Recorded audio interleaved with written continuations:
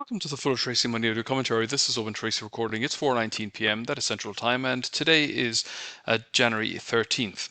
Well, we had quite a lot of activity today in the commodity markets. Oil prices were up about $1.50. That's breaking the sequence of lower rally highs. Then we've also had a pretty firm day on the gold price, but it didn't quite hold all of the gain.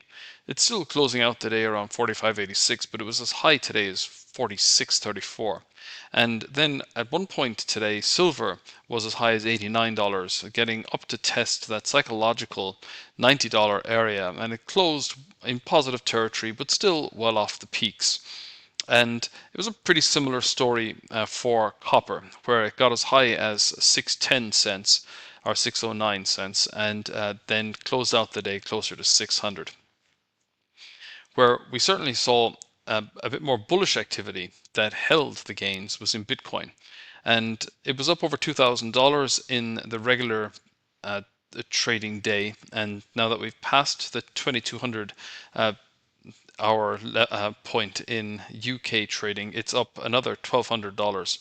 So that is looking to be a bit more positive. And then you had Ethereum up 112. So that's certainly offering support in the region of that 3,000 level. Now, when we think about what else is going on, well, it's just one series of news headlines after another. And it really feels like the Trump administration is panicking. They are fully aware that there is a midterm election in November. They have 10 months to turn around public opinion.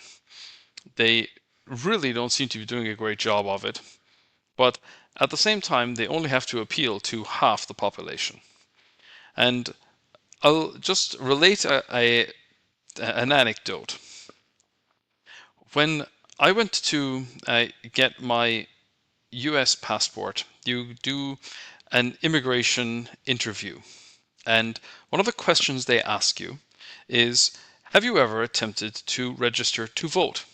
And my answer when I was doing this interview in Texas was not intentionally. And the guy looked at me like I had two heads. And I told him that unfortunately I had already been registered to vote when I lived in California, because you cannot get a driver's license without them automatically signing you up to be a voter. I said that I had never attempted to vote, but I could not avoid being added to the voter register. And he just passed it off as a nothing.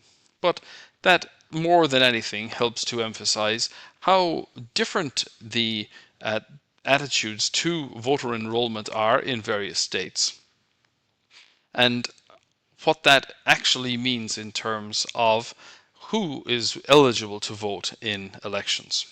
And these are big questions.